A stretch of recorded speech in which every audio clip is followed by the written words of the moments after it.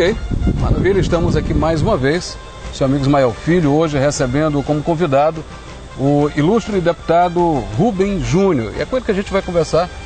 Rubem, tudo bem? Tudo bem, obrigado pela oportunidade. Rubem, nós temos hoje um descrédito muito grande por parte da população com relação aos políticos. A gente sabe que existe uma crise de credibilidade no meio político em relação ao povo. Por que isso está acontecendo, Rubem? Olha, na verdade esse problema não é de agora, ele já vem de muito tempo. O que ele fez agora foi desaguar numa grande onda de manifestações que começou, na verdade, em junho de 2013, que a tendência é se potencializar e desaguar agora nessa eleição. Um dos motivos é o nosso sistema político, onde afasta os eleitores, os partidos são subutilizados, cada vez mais as pessoas votam em pessoas e não em projetos, em ideias, e todo esse descrédito termina justamente por criar essa onda de insatisfação. Soma-se a isso os péssimos serviços públicos hoje oferecidos no país de uma forma geral. A vida do brasileiro mudou, mas mudou da porta da casa para dentro. Hoje ele tem uma televisão, ele tem um celular com internet, ele tem uma geladeira, ele tem uma moto. Mas da porta da casa para fora, a vida continua muito ruim, com problemas gravíssimos na saúde, na educação, na segurança, no saneamento. Então chegou a hora justamente de fazer esse enfrentamento, esse debate.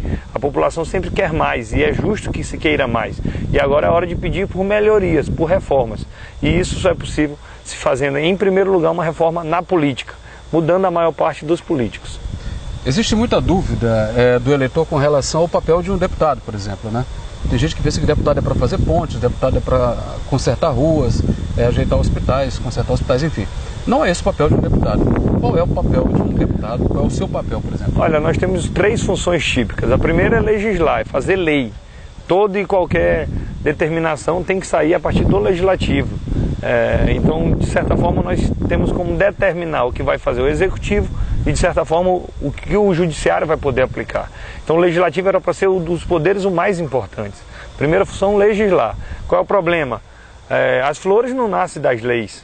Nós temos mais de 100 mil leis no país e lei demais termina por não servir. O povo desconhece as leis que tem não são aplicadas e infelizmente elas se transformam em meras folhas de papel. Então a primeira função nossa é legislar. A segunda é fiscalizar. O legislativo tem que fiscalizar tanto parte do judiciário quanto principalmente o executivo. Ver se as políticas públicas aprovadas na lei orçamentária estão sendo cumpridas ou não. Ver também no debate político se as promessas de campanha foram cumpridas ou não. E o terceiro e igualmente importante é a função de representar o povo. A Assembleia é a casa do povo, o poder legislativo é o poder democraticamente que é da essência do povo. É por isso que o governador, o presidente e o prefeito, quando vão tomar posse, eles não tomam posse na prefeitura. Eles tomam posse lá no Poder Legislativo, porque é lá que eles buscam justamente esse sentido da representatividade e da legitimidade. Infelizmente, a maior parte da população não acompanha o Poder Legislativo, não acompanha a política. Hoje, se nós perguntarmos o nome de 5 deputados estaduais no Maranhão, nós temos dificuldade de contar. Se a gente perguntar quem participou do último Big Brother, a escalação do Flamengo, ou os atores que estão trabalhando na nova novela, todo mundo sabe. Enquanto a gente der mais atenção para a novela do que para a política, as coisas infelizmente não vão melhorar. Acredito que a gente vem no caminho de um progresso e essa participação popular, essa cobrança tem que ser cada vez maior para definitivamente a gente ter uma democracia participativa no nosso estado, no nosso país. Como foi o seu mandato, deputado? O que foi feito de importante nesse seu mandato? O que de fato contribuiu? Pode ser marcado pela essência do projeto, a nossa forma de atuar. Eu nunca votei contra professor, nunca votei contra policial militar, nunca votei contra o trabalhador. Em especial agora, nos 2 últimos anos, que eu sou líder do bloco parlamentar de oposição na Assembleia. Eu é que faço o enfrentamento contra o atual governo, denunciando, propondo as alternativas, oferecendo as denúncias ao Poder Judiciário para que sejam apuradas as responsabilidades. Então nós demarcamos o nosso papel no Estado, com as dificuldades, por exemplo, de ser deputado de oposição, sem ter emenda parlamentar, sem ter acesso ao governo. Então nós fizemos o nosso contraponto. A oposição, neste caso, atua mais para representar, dizer o que faria e o que fará, e também para fiscalizar o governo. Acredito que ao final do 2º mandato nós cumprimos o nosso papel na Assembleia.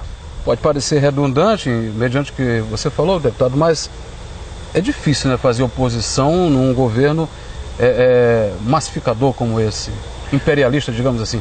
No Maranhão, ainda mais difícil, porque aqui nós temos o poder mais antigo do país, é a última oligarquia que já está aí há mais de 40 anos. Nós enfrentamos, de certa forma, o poder judiciário, parte do Ministério Público, o poderio econômico, o controle da maior parte da imprensa, e é contra isso tudo que nós lutamos. Só que o sentimento, a vontade do povo do nosso estado é clara, é latente e o desejo de mudança é significativo.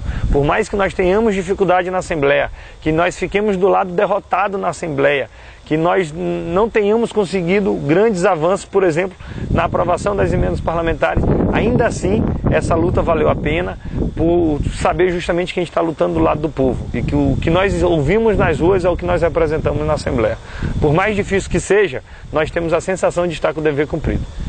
Para finalizar, queria que o deputado deixasse o recado para o eleitor. Está prestes aí, a gente está à beira das eleições. Qual é o recado que o deputado deixa para esses eleitores? Que na verdade a gente consiga fazer a diferenciação do mal político e do bom político. Como em qualquer outra profissão, existem as diferenças. O que nós temos que ter é a consciência que o que nós debateremos nesses próximos 2 meses definirá o rumo do Maranhão pelos próximos 4 anos.